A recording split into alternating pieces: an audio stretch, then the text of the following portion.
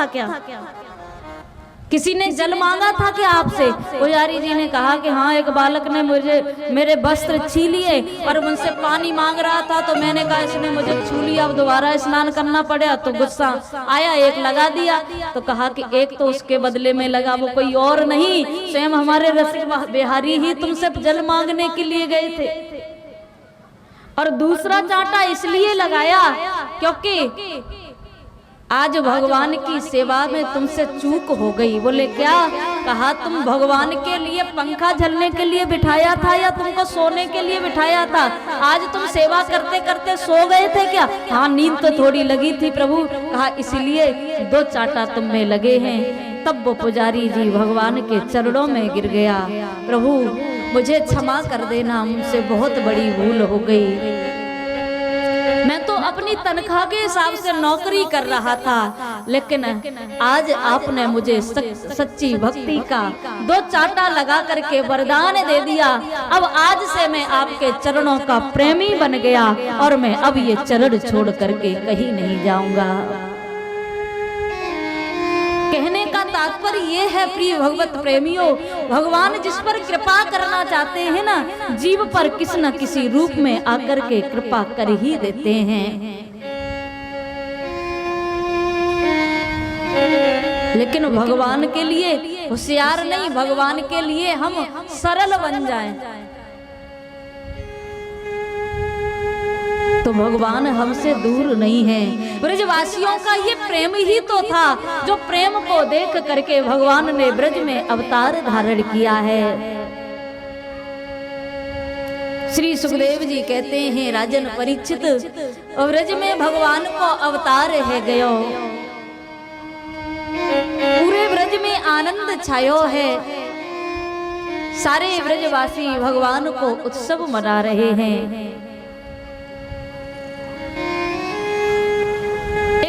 मैया आई, बा मैया के मोहड़े में ये कहूँ तो दांत नाए। नंद महल के बाहर से निकल रही थी, अचानक वहाँ के मोहड़े में माखन मिश्री को गोला गिरो।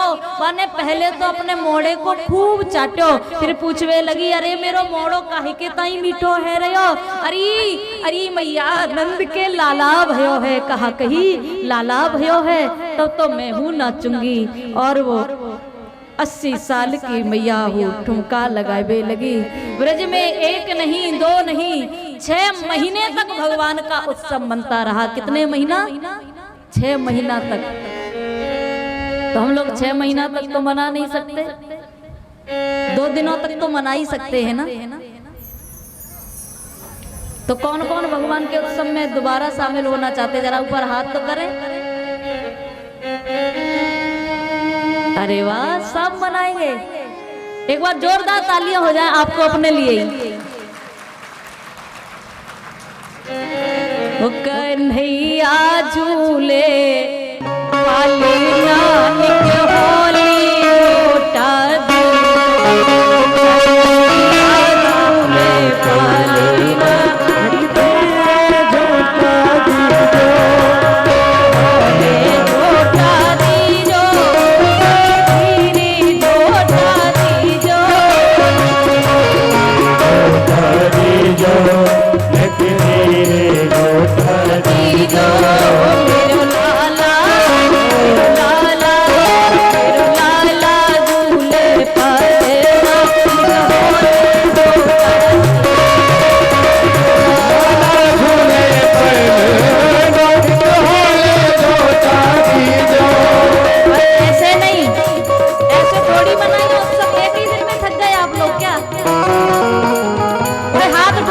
और जिसको नृत्य करना तो मस्ती से झूमते हुए होली झोटा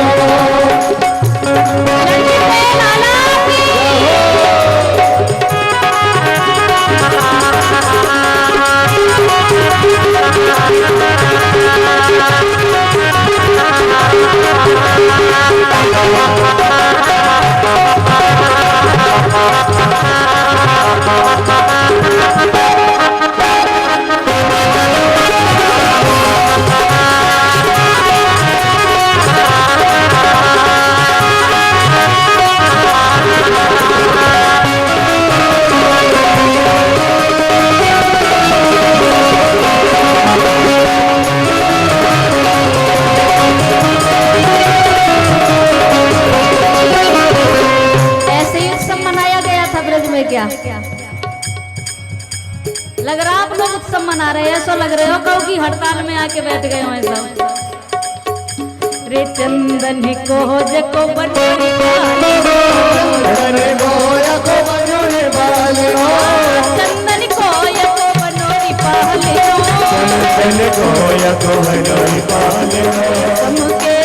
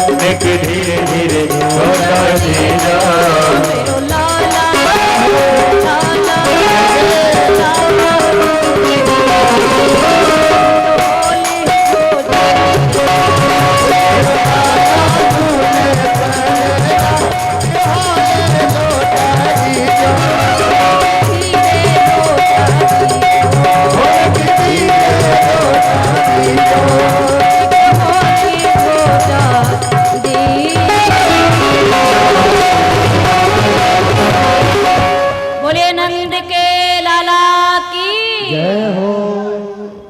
एक बार जोर से जयकारा लगाएंगे, बधाई हो। आवाज ही ना आ रही, ब्रज में उत्सव मनो तो बरसाने तक आवाज पहुंची, आप सबन की तो हमारे तक ना आ रही। बधाई हो, आदि माताएं कह रही आई हो।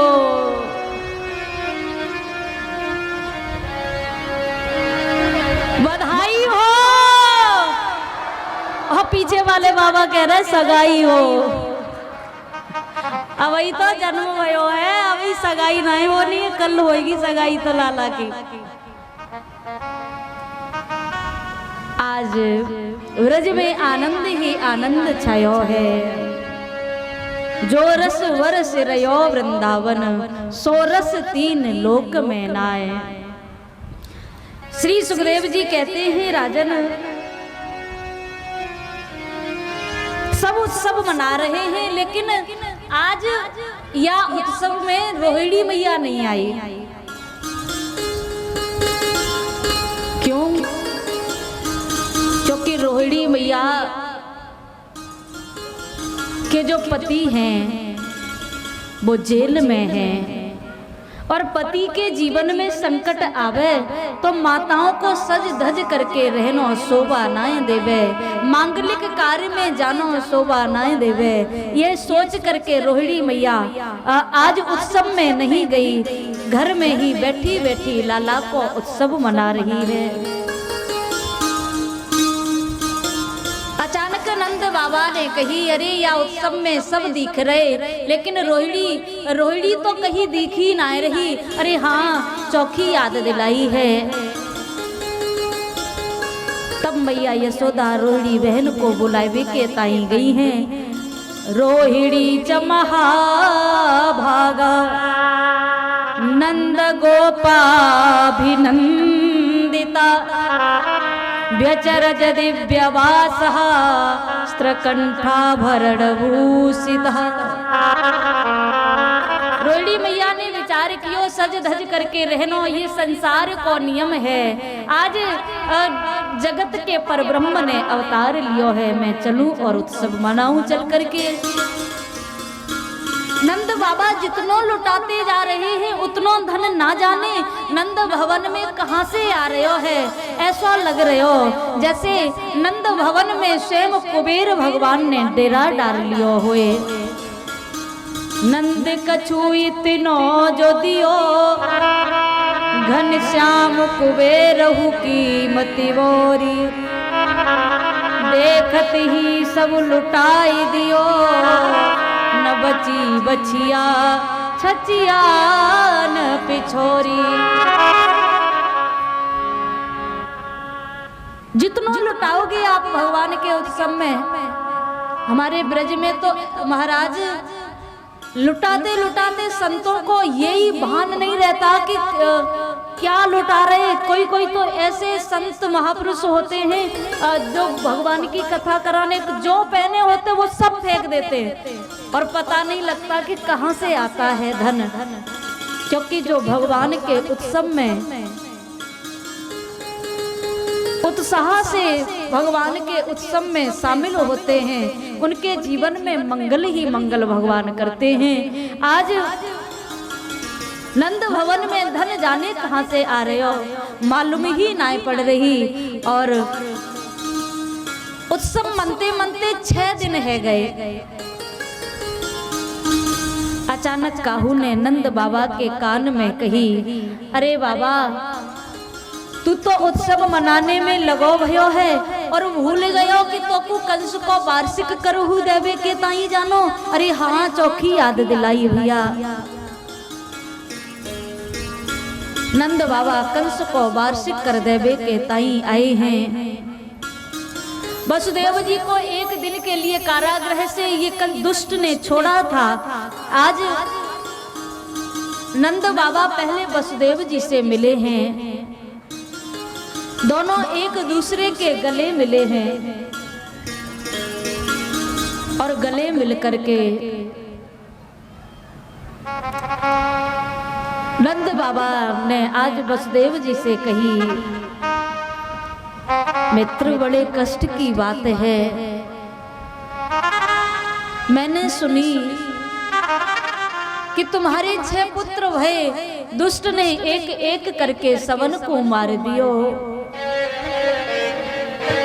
अहोते देवकी पुत्रा कंसेन वही वो हता, एका वशिष्ठा वरजा कन्या सापि दिवं गता। और मैंने तो सुनी कि बाद में एक कन्या हुई, दुष्ट ने बाप कन्याहू को मार दियो। बड़ी कष्ट की बात है। नंद बाबा से वसुदेव ने कही, मित्र जो भी है कोई बात ना है, लेकिन तू कैसो मित्र है। मित्र मैंने तो सुनी तेरे घर बड़ो सुंदर लाला भयो है और तेने मोकू समाचार तक नहीं दियो। नंद बाबा ने कहा, मित्र वो मित्र मित्र कैसा जो मित्र के सुख और दुख में शामिल न हो सके। मित्र वो होता है जो मित्र के सुई जैसे दुख को पहाड़ जैसा समझे, और वो मित्र कैसा जो मित्र के दुख में शामिल न हो सके। मित्र मुझे मालूम था कि तुम पहले से ही टूटे हुए हो, 6 पुत्र तुम्हारे पहले ही मार दिए गए और बाद में कन्या हुई बाहू को मार दियो गयो। मैंने सोची मेरी खुशी को मेरो मित्र सुनेगो तो और अपने पुत्र के दुख में दुखी हो जाएगो, या लिए मैंने तुमको समाचार ना दियो। वसुदेव जी कहते हैं मित्र कोई बात ना है, मन को छोटा मत करो, जो तुम्हारे घर बालक पल रहे है ना, मैं बाही को अपनो बेटा समझ करके प्यार करता रहूंगा।